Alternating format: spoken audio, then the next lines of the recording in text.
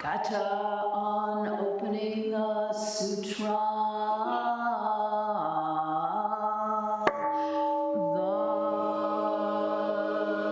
The Dharma incomparably profound and infinitely subtle is rarely encountered even in millions of ages. Now we see it, hear it, receive and maintain it. May we completely realize the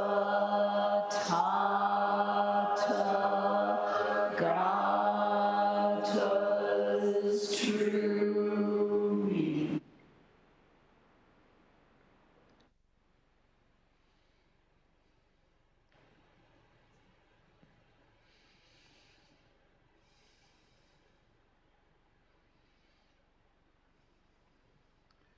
Good afternoon, everybody. That bell is still ringing. It's amazing. So it feels like it's been a minute since I was here in this way, and I think that's good, actually.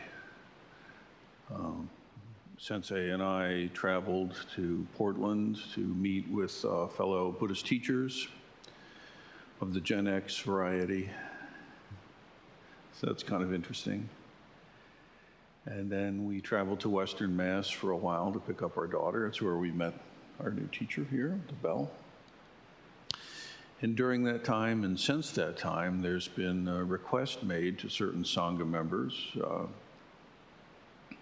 to use this platform, literally this platform, to share something about their understanding of the precepts. And I have to say that I'm very proud of everyone who's done that. And there are a few folks who were asked who for different reasons couldn't do it, and the ask will come again.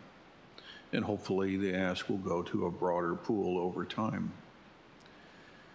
But those moments, those formal moments where one is asked to contribute can be quite pivotal, quite powerful, and also absolutely necessary.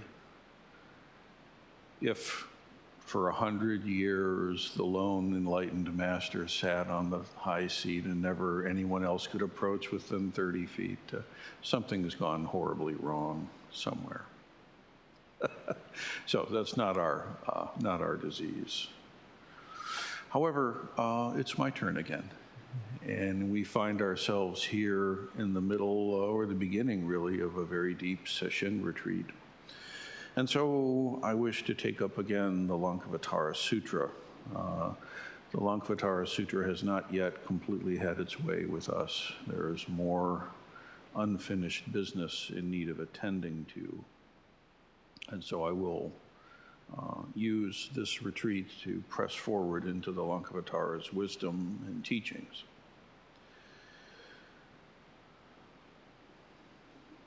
From the section on self-realization. Then Mahamati asked the Blessed One, saying, "Pray, tell us, Blessed One, about the one vehicle which the Blessed One has said characterizes the attainment of the inner self-realization of noble wisdom." The Blessed One replied, In order to discard more easily discriminations and erroneous reasonings, the bodhisattva should retire by themselves to a quiet, secluded place where they may reflect within themselves without relying on anyone else, and let them there exert themselves to make successive advances along the many stages.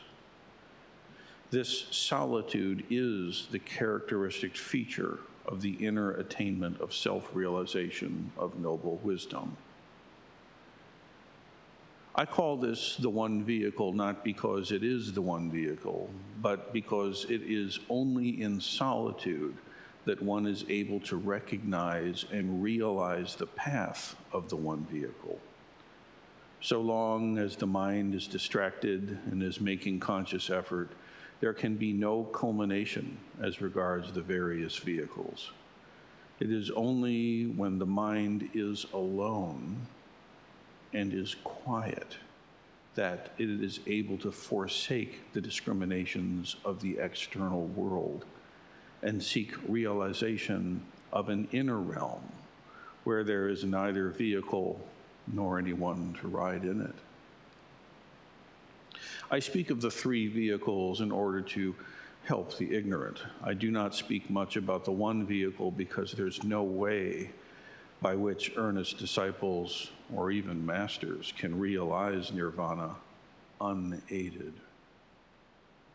According to the discourses of the Tathagatas, earnest disciples should be segregated and disciplined and trained in meditation and jhana states, whereby they are aided by many devices and many expedients to realize full emancipation.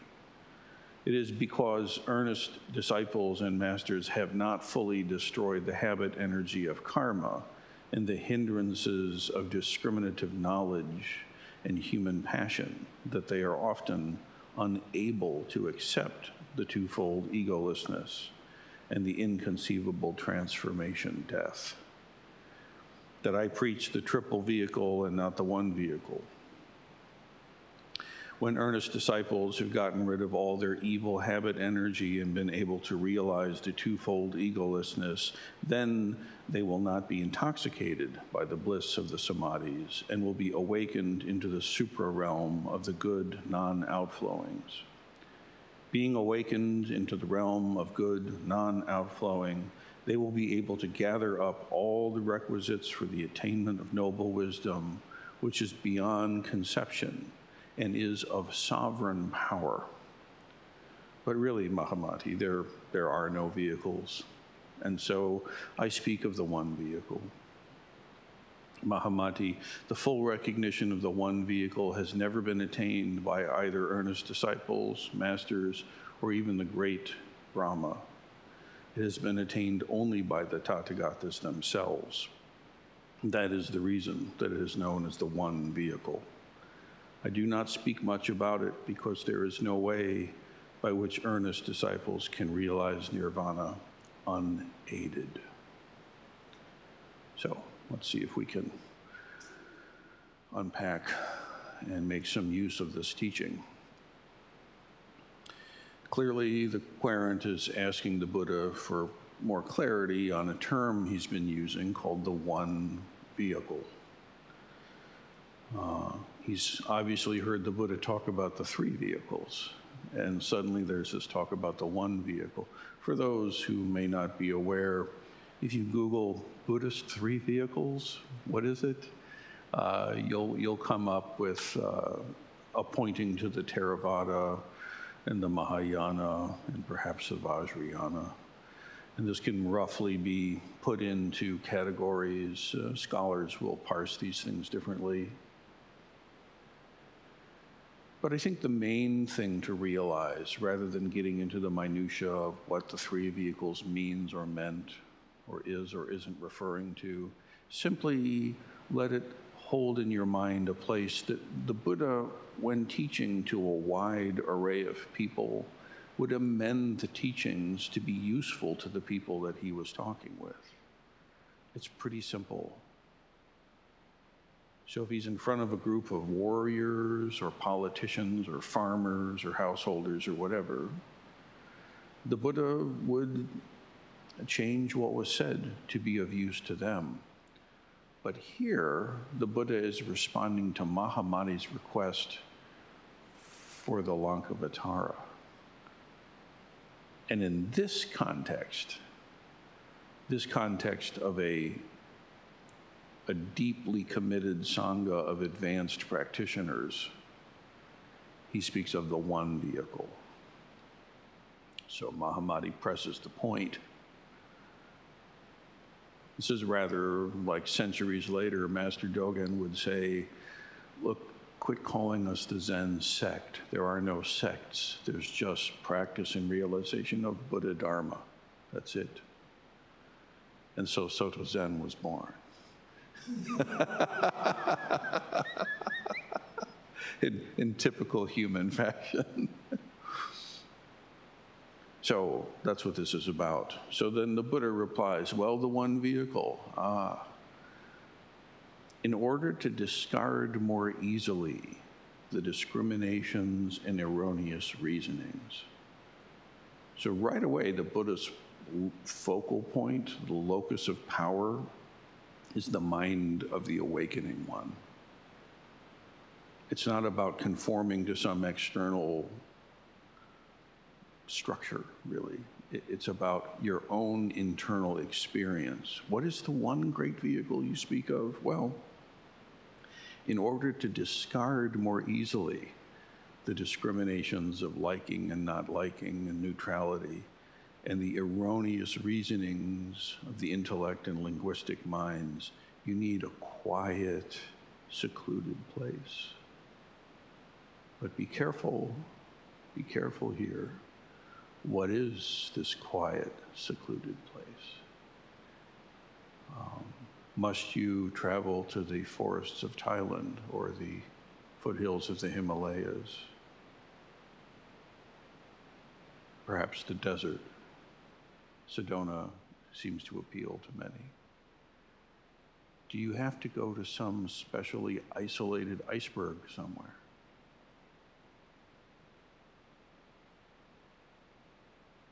What's actually required is the solitude of Zazen. The solitude, the utter aloneness of your own depth of practice. After all, where is there a quiet, secluded place? Perhaps we've all had the experience of being in what externally should be an optimized moment, only to find that we brought our entire catastrophe there with us. And in contrary experience, perhaps we've been in environments that would seem to be completely unhelpful to the project and yet been able to be really quite aligned. What's the difference? This quiet, secluded place where you can reflect within yourself. This is why, yes, we actually do need sesshin. We need a structure to help us. But ultimately, if you just kind of show up to sesshin and do the motions, gut it out and get through it, no avail. Fortunately, the novelty of that wears thin quickly and people move on.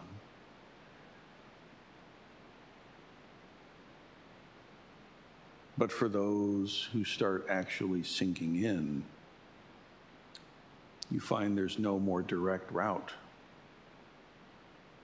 At least I've never found one. Now here's a paradox, a seeming contradiction in the text itself. You must reflect within yourself and you must not rely on others. This not relying on others. This, my teacher used to say, don't try to give your power away. This is really really, in a sense, the ultimate in self-reliance. To be free of the self, you must learn to rely on the self in order to then be free of that self. So, not relying on others, what does that mean? That means when you're sitting in Zazen, we're not piping in pretty music.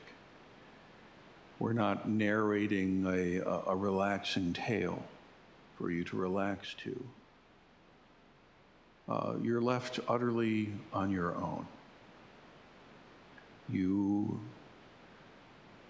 body as your body actually is.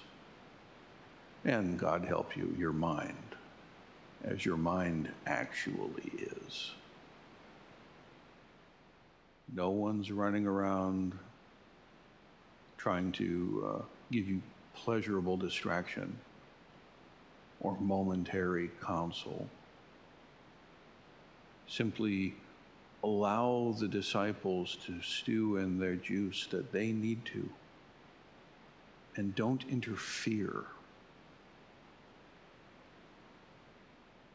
Leadership at Sesshin is given the instruction, do not interfere with people's practice. Do not interfere.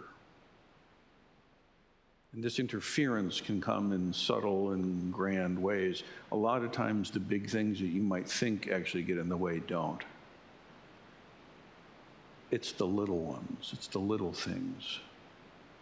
And that's why we pay a lot of attention to custody of the eyes and the manner within which we move through this space, the donning of robes. All of these things help to streamline and make very clear and clean the lines of practice.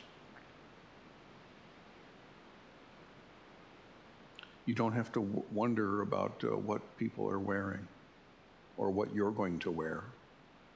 Believe me, if I had to coordinate outfits every time I got into the Zendo, that would become an issue unto itself. Just the tie match, the socks. It's very simple. The sutra goes on to say this not relying on others and this reflecting within yourself on your own experience, it has to do with making the exertion to advance along the stages of practice. Directly here, there are stages of practice, folks. It's true. There are some popularizers of entertainment that say, oh, it's all perfect as it is, nothing to do, nothing to realize, lovely, lovely. And in a sense, that's true. But authentically living in that space, well, the Lankavatara and the Buddha says, you need to do some stuff here. You're not just going to fall out of bed and land on this. Since the beginning, you need to find solitude. Now, for some people, solitude is like oxygen, and for some, it's like strange. And it doesn't matter.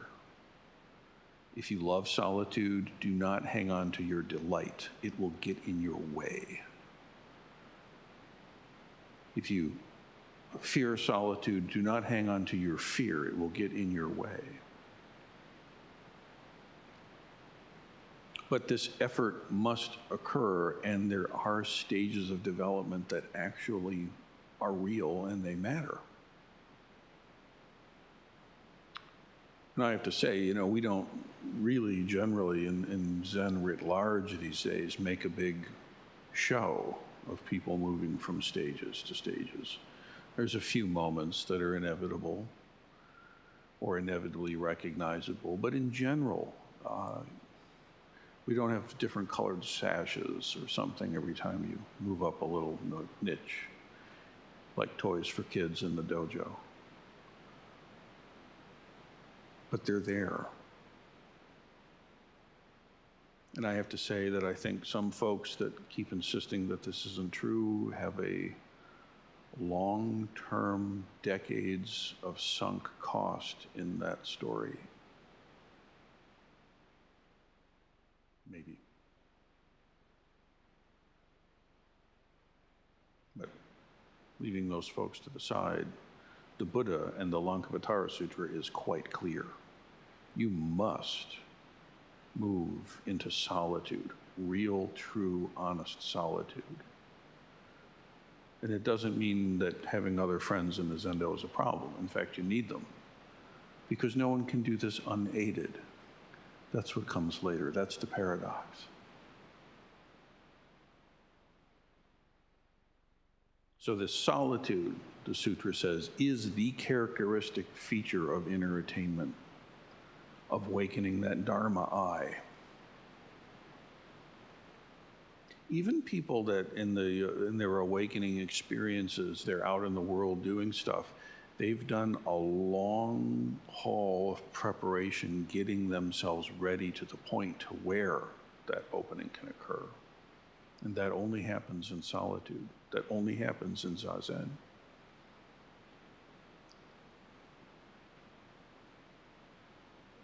The mind itself must be alone and must learn to be quiet in its aloneness. Just consider how ridiculously fast-paced society is today. What am I now? I'm 55. So I can remember a very different kind of time. And though I think that's perhaps been true for the last 100 years, that people my age could say something like that credibly, I think it's more true now than it's been. I think 10,000 years ago, 55 years, not too much difference in things. Today, woof. And it can seem so natural, but beware. It's not. Discriminations, thinking mind, erroneous reasonings. Consider that you live in a society that holds up, perhaps at the highest value, the market.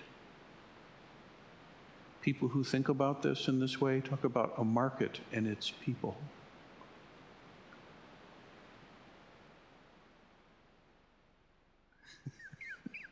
A market and its people.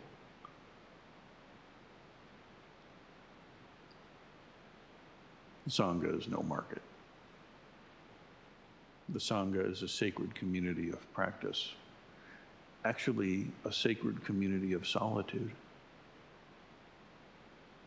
in which we together work with this business of settling down and paying attention and not just checking out. So this inner attainment of the ability to recognize and to realize, which is what prajna does, the path of the one vehicle, which is Buddha nature. So the sutra sets up a very clear distinction between discriminations of the external world, the constant coming and going and pleasure and pain, kind of hamster wheel, and the realization of an inner wisdom, the realization of an inner realm, where really there's no vehicle, neither is there anyone in it. There's no one realizing anything, and there's nothing to be realized. But realizing that is a process.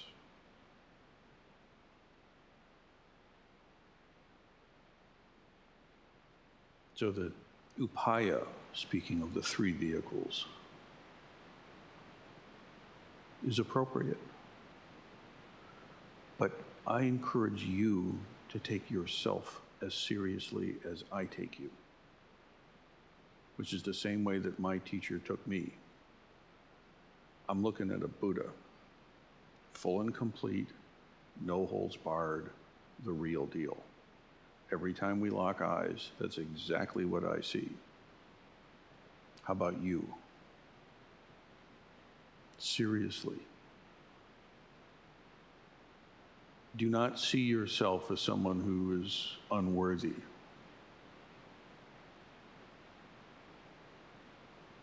This is beneath you. This is a prison that you do not need to put yourself in. Ironically, if you've put yourself there, no one can get you out but yourself. So interestingly, the answer is the same. Sit down and face it. Perhaps you're someone who sits down here and you feel like you're faking it. If only Roshii knew.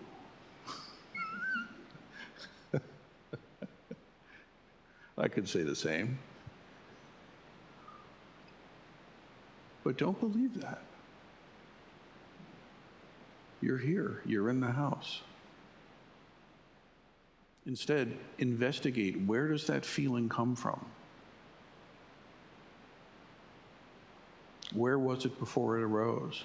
Where is it once it's gone? What is its nature? And who's having that feeling anyway? How is that feeling happening? Where is that feeling?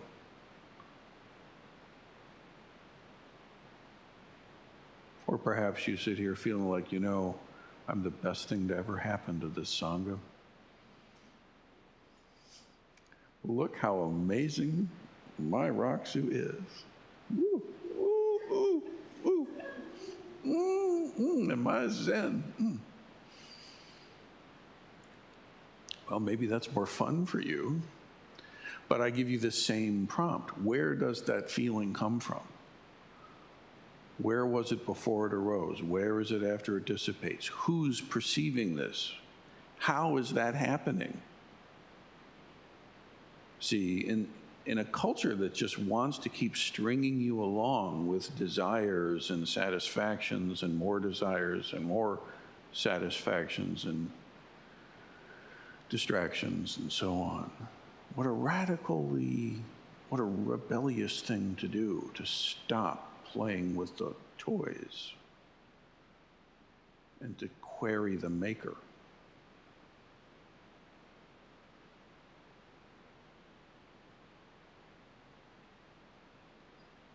Earnest disciples should be segregated,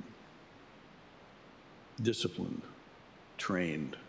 Those are three words that might not fit the modern zeitgeist very well. But listen to the heart of what the Buddha is saying. Disciples who are earnest, who take themselves seriously, who have the mind and heart of bodhicitta, wishing to awaken for the sake of all beings, you need to treat these folks specifically and carefully. They need to be well met. Say it like that. Such ones as you need to be well met. You deserve to be well met. Consider there are many other of our fellow Homo sapiens with just as much capacity and entirely the same nature, but they're not well enough met to realize it in this lifetime. Like the vast majority of us. How many Homo sapiens have ever been or will be? Out of all I'm sure there's a number of how many there could be, given the genome, whatever. How many actually show up? And then how many actually are able to meet such circumstances that you're meeting right now? It's crazy rare. So the sutra here says, meet them well.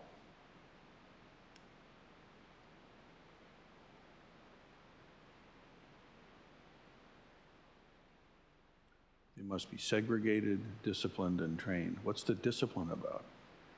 It's a very harsh sounding word in our language.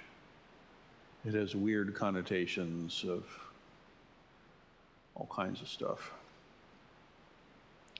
But it simply means show them how to practice. Show them how it works. give them the space and the training to actually do the thing, because that's what it takes. Disciplined and trained. We talk about Zen training and discipleship. This isn't anything new, folks. When the Buddha first began to teach, he said, well, there were those 5 ascetics who weren't that far off. I'll teach. I'll work with those guys. Then he got trapped.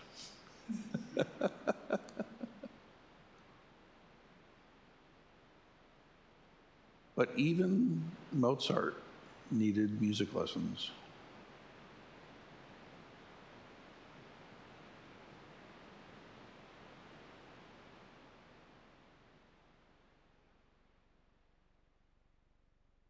So take yourself seriously. What a tragedy if you were to sit down in Zazen and think, oh, I'm not going to do this Zazen stuff. I'm no good at it. You gave it 30 seconds.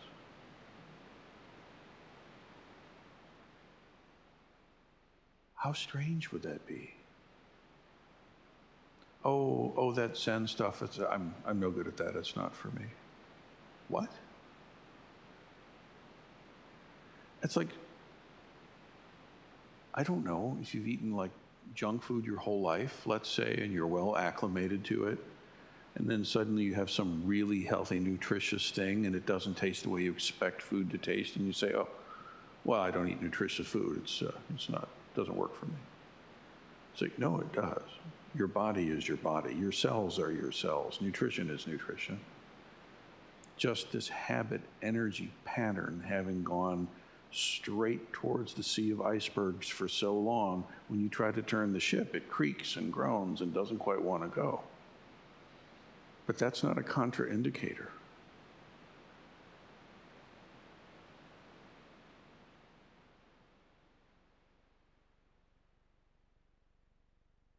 So the earnest disciples are segregated or set up, met well, disciplined and trained in meditation, the jhana states, and skillful means.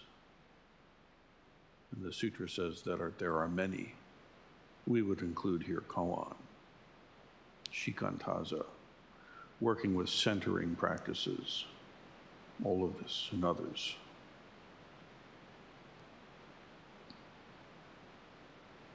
Now, it's kind of interesting that in the history of Zen, that historically you had monasteries and you had temples.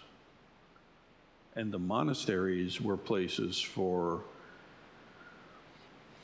well, monks.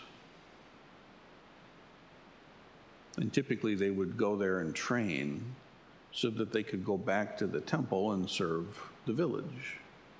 And lay people in the village are not expected at all to meditate or practice Zazen. But even within the monasteries and within the monastics, it was a very small subset of people that actually specialized enough in awakening. Even in the monasteries, that was a very small subset of folks.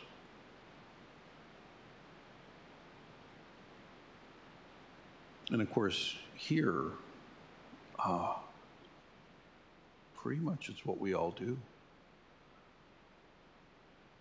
And yet there's also a way to have an open, easy, breezy access where people can come in and experience Sangha and experience Dharma in a way that's suited, that's accessible.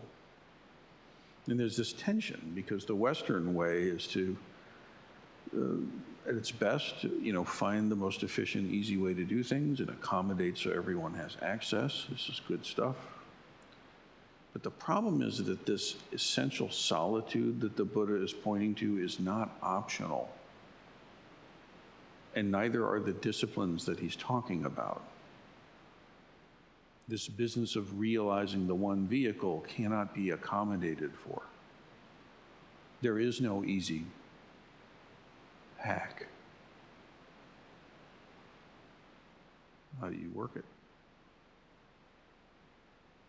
Interestingly, some commentators say that there are fewer than 10 Zen monasteries in America.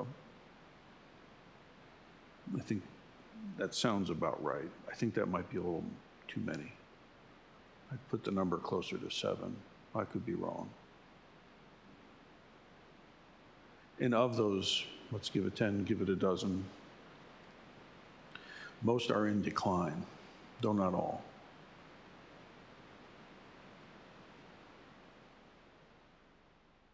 Most Zen centers have turned into an hour a week at most.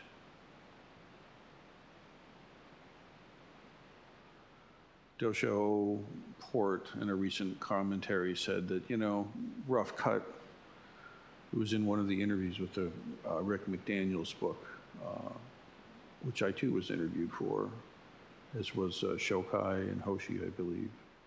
But he said there that it takes something like, say, 100 days of sesshin for an initial opening, and something like 400 after that to actually integrate it. And that sounds like about right to me. That sounds pretty generous, actually. That is a fast gun. But most places offer 7 days of sesshin a year. How are you going to do that? You're not. The language is about awakening. The readings are about awakening. The mission statement of the institution has it in there, probably. But 7 days a year, you're not going to do it. It's not going to happen.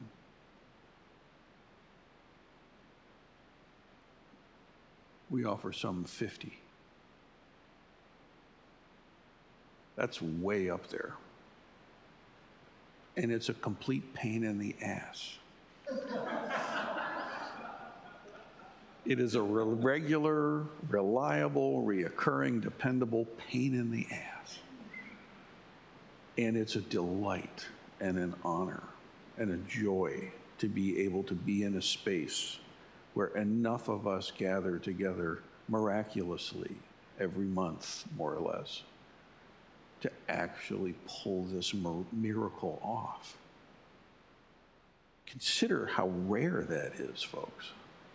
And I'm not up here just trying to toot the horn that we all polish together. I'm trying to say, look, we have this amazing opportunity right now. This Lankavatara Sutra is not some book out there to be read. You're in its belly right now. The womb of the Lankavatara is in your zazen if you but dig in and do it. Oh, but what about it? Oh, but oh, but for me, stop. Please, sooner than later. Time is moving quickly and relentlessly, if you haven't noticed. Why bandy with such piddling excuses? Give them no time. Just because it arises in your mind doesn't mean anything. It's just another bubble in the stream, dude. Don't take that seriously. Take your wisdom eye seriously. Eventually, sooner or later, you will realize that you do not have to obey just because the thought arises. This is a major step along your own empowerment of yourself, to yourself. To unhook from that constant discriminating mind and judging mind and comparing and contrasting and all that stuff.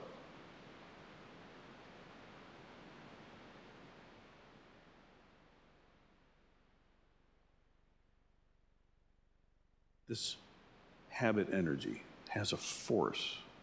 You must reckon with it. There's no way to avoid this. It is wreaking havoc. And you might take it as merit or as pleasure or as good, but be very careful. It's not.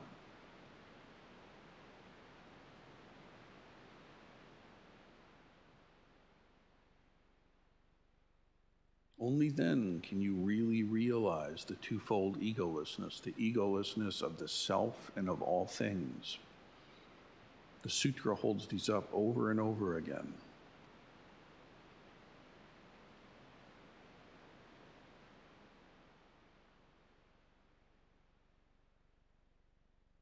These good non-outflowings. Interesting way of saying it. When the mind looks outside itself at objects to grasp or to be avoid, this is evil outflowing, so to say. The good non-outflowing is when the light of the mind is turned around to shine into itself. And then merit does start to accrue. That mind of awakening for the benefit of all beings rises. And from that time forward, that is the dominant force. It can be the dominant force of your life. And yes, sesshin will end. The period of zazen, believe it or not, will end. And what awaits you at such a time is the miracle of your life. There's no problem with your life. There is no problem. Please enjoy. Please savor and enjoy. My teachers all have demonstrated over and over to me their ability to thoroughly enjoy their life. But it's not just a false, pleasurable distraction. True joy, true freedom. Arising now is this, arising now is that. Depends on being able to be nothing.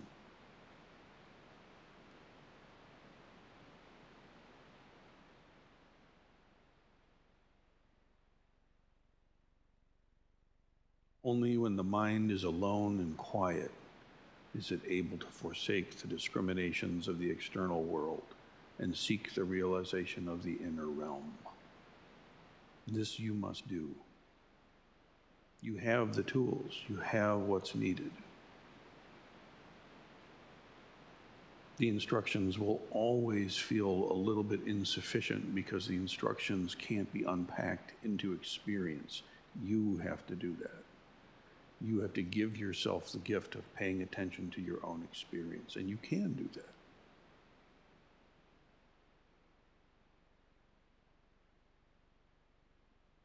This Buddha nature is beyond conception, and the sutra says it is of sovereign power,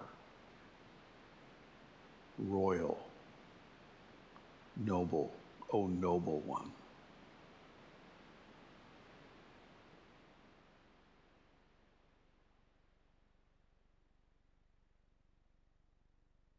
It's an honor to be in the presence of one who's realized their inner nobility.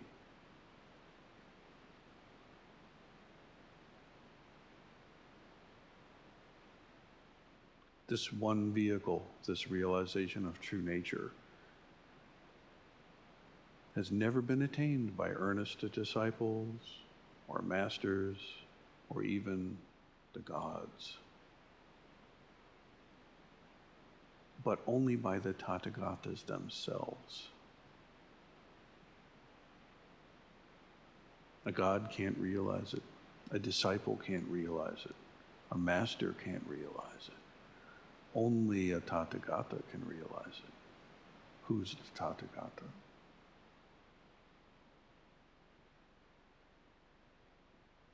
For this reason, I make it known as the one vehicle, but I don't talk much about it because there's no way in which earnest disciples can realize this nirvana unaided. What is the aid? Well, according to the schedule, I'm 5 minutes over.